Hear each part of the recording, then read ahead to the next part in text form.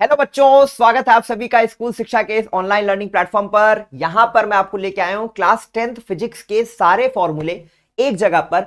5 minute की इस video में हम सारे फॉर्मूले को डिस्कस करेंगे और यह भी बताऊंगा कि ये पीडीएफ आप फ्री में कैसे अवेल कर सकते हो।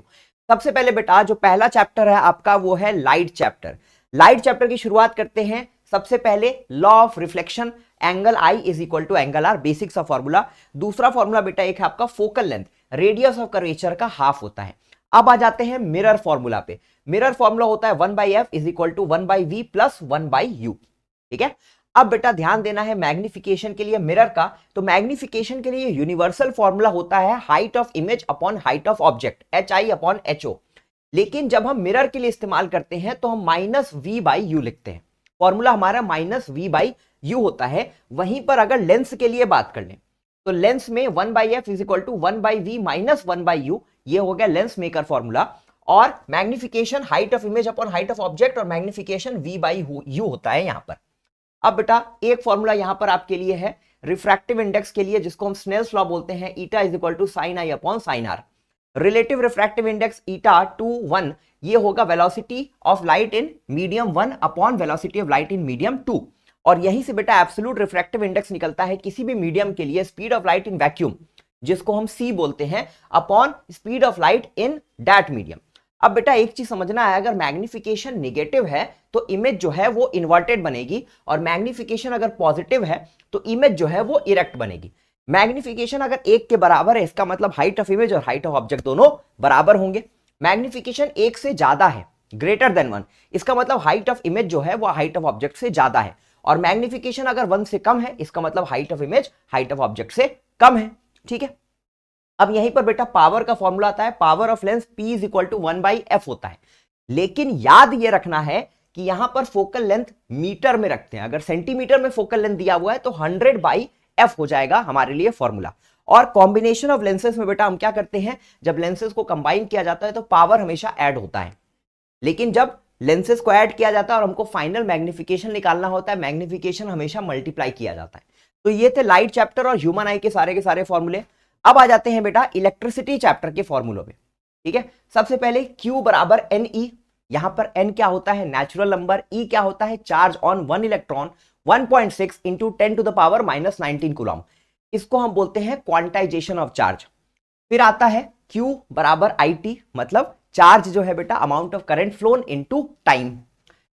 Voltage is equal to work done upon charge, एक चार्ज को उठाकर दूसरी जगह तक पहुंचाने में जितना हमको काम करना पड़ेगा, ठीक है, वो है वर्क डन। और वोल्टेज होता है work done upon charge. Ohm's law V बराबर IR और इसके रिलेटेड फॉर्मूले। रेजिस्टेंस हम निकालते हैं resistivity rho L by A से। ठीक है। L यहां पर लेंथ ऑफ द वायर है और A यहां पर cross sectional area of the wire है। रेजिस्टेंस अगर सीरीज में होता है तो हम उसको नॉर्मली ऐड करते हैं, और वहीं रेजिस्टेंस अगर हमको पैरेलल में निकालना होता है तो 1/r is equal to 1/r1 plus 1/r2 plus 1/r3। ठीक है। पावर के लिए फॉर्मूला होता है P is equal to VI, voltage into current. ठीक है। अब यहां पर वोल्टेज को हम रिप्लेस कर सकते हैं IR से, तो फॉर्मूला हो जाएगा P is equal to I²R, और वहीं पर पावर को हम V²/R भी लिख सकते हैं। पावर को बेटा हम एक और टर्म में लिखते हैं, work done upon time taken. ठीक है, work done upon time taken. Work done क्या होता है, वर्क डन को एनर्जी के जैसा भी रिप्रेजेंट कर सकते हैं हम, जितना काम किया उतनी एनर्जी उसके अंदर स्टोर हो गई या उतनी एनर्जी वहां पर यूज हुई। तो पावर को एनर्जी अपॉन टाइम भी लिख सकते हैं। ठीक है, कहीं कहीं पर वर्क डन की जगह पर एनर्जी भी मेंशन होता है। अब वहीं से बेटा हीट का भी कंसेप्ट आ जाता है कि पावर ट्रांसमिशन में जो हीट लॉस हो रहा है उसको कैलकुलेट करेंगे पावर इंटू टाइम से, VI इंटू टाइम। या हीट के लिए जो मोस्ट यूज होने वाला फॉर्मूला होता है I²RT, या तीसरा formula H is equal to V²/R into T। ठीक है। तो ये हो गया बेटा इलेक्ट्रिसिटी चैप्टर के सारे फॉर्मूले, और इतने ही फॉर्मूले हैं आपकी क्लास 10th के फिजिक्स के सारे चैप्टर्स में। अब ये पीडीएफ कहां से मिलेगा, बहुत सारे बच्चे इसी के लिए परेशान है कि सर बस ये बता दो पीडीएफ कहां मिलेगा। तो पीडीएफ के लिए बेटा आपको आना है स्कूल शिक्षा की वेबसाइट पर, या फिर स्कूल शिक्षा को ऐप डाउनलोड कर लो आप प्ले स्टोर से। यहां पे क्लास 11th में आना है, आपको इसको सेव करना है। ठीक है। आ जाना है सीधे सीधे स्टडी मटेरियल वाले सेक्शन में। स्टडी मटेरियल के बाद रिवीजन शीट पे क्लिक करना और यहां से ओपन कर लेना फिजिक्स के सारे इंपॉर्टेंट चैप्टर्स के फॉर्मूले, और इस पीडीएफ को आप डाउनलोड करके अपने फोन में भी रख सकते हो। इसके अलावा बेटा यहीं साथ में बगल में आपको दिख रहा है केमिस्ट्री के सारे केमिकल रिएक्शंस। ठीक है।